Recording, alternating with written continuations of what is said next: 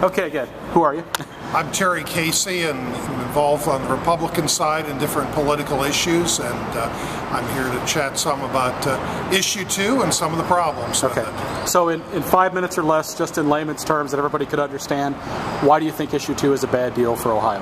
Well, the biggest issue why people want to kind of look before they leap, issue 2 sounds good on the surface, but this would be a permanent change in Ohio's Constitution. And clearly, as you read the details of the 7 pages, you realize there's a lot of problems.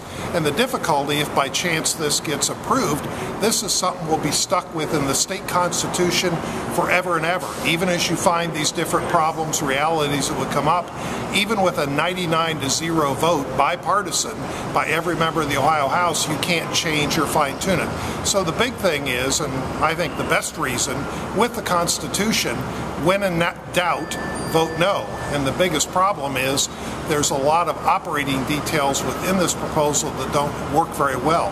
The first part of it is there's a panel, and it would involve judges at the Court of Appeals level. Well, the State Bar Association, a bipartisan group, said this is dangerous and bad to go involving the judiciary in something where both sides, from a partisan standpoint, Democrat or Republican, will try and hijack this. So having the judges involved, the convoluted, cumbersome way in which people in this panel would be picked represents a very serious problem. And people like Brent Larkin from the Cleveland Plain Dealer, a very respected journalist, wrote a column that basically said it's stupid to involve the judiciary in something that really shouldn't have judges involved that way. But I think the biggest problem in this whole thing is when you look at the detail of how their thing would work. They've got 4 different criteria that are basically, in many cases, at conflict with each other. Because on the surface, it sounds good. Well, let's have compact districts. Let's have competitive districts. Let's respect communities. Let's respect community interests. Those all sound like good things, but there's nothing in clarity in what they've written to define how you're going to measure competitiveness, how you're going to measure compactness, and those are issues that are at conflict. Example, in a lot of counties in Ohio, let's take Fostoria in northern Ohio, that's a community, fairly decent size, it's split between 2 different counties. Or in Franklin County, whether it's a Dublin, a Westerville, a Reynoldsburg, a Pickerington, you've got communities between 2 different counties, and it's unclear how are you going to hold a community together if it's in 2 different communities.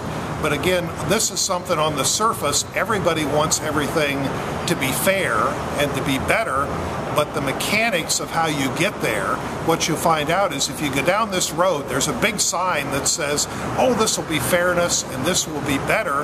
But once you get on that road and you realize how are you going to make it work, what are the mechanics of it, it doesn't work very well. I was on the Franklin County Board of Elections for 14 years, and we worked with a lot of different communities, and Columbus is a town with a lot of annexation of territories. A lot of the reasons why some of the maps look rather peculiar and strange is because you've had city annexations and part of the current constitution. But clearly, is the plan we have now perfect? No. But I think what people need to do, the voters, they need to say no on this issue now so that you can get together, such as through the Constitutional Committee that Bill Batchelder and others have been involved in, and come up with a plan that maybe picks one criteria, let's say compactness, where you can define compactness, you can mathematically measure it, and then look at if different people want to submit plans, which of, example in the Ohio House District, how many of those districts are the most compact, and measure it and define it. But this thing is very vague, very confusing. And if you look at California, they did a similar plan, only they had ethics requirements for the people that would be on this commission. But in California, it got hijacked, in this case by the Democrat side. One of the problems with such a formula that's rather vague and unclear what you're going to do, both sides are going to try and hijack it. One of them's going to hijack it, and then you're going to see a map and you're going to say, well, wait a minute, this didn't really satisfy all 4 of the criteria. It didn't keep it balanced. And finally, one of the biggest concerns in my mind is the African American legislators, to my knowledge, have been neutral on this issue.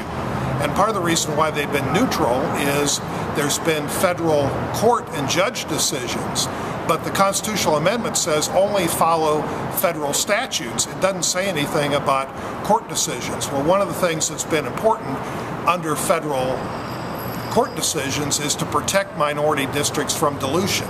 If you go too much on a mathematical formula for competitiveness, you would go from inner cities of Cleveland out to rural areas, or from Canton down into Holmes County and Amish, because if you're going to be competitive, you've got to mix rural and urban areas, because there's inherent partisanship one way or the other depending upon whether it's urban or it's rural or suburban. Well, if your whole criteria is about competitiveness, you're going to create 99 districts that could be more balanced, but will be even more disruptive of communities, or not protecting minority districts in Ohio. So there's a lot of different reasons, a lot of different concerns, but when you really read the 7 pages, you look at the mechanics, you look at the vagueness, you realize this is a mess that's going to be expensive, because the OBM has done the study, and I think $11 to $15 million. I think we got better uses of that kind of money. But the biggest problem is if we do this permanently in the state constitution, it's impossible to fix easily or quickly. They need to go back to the drawing board, figure out what criteria is important, and do it right.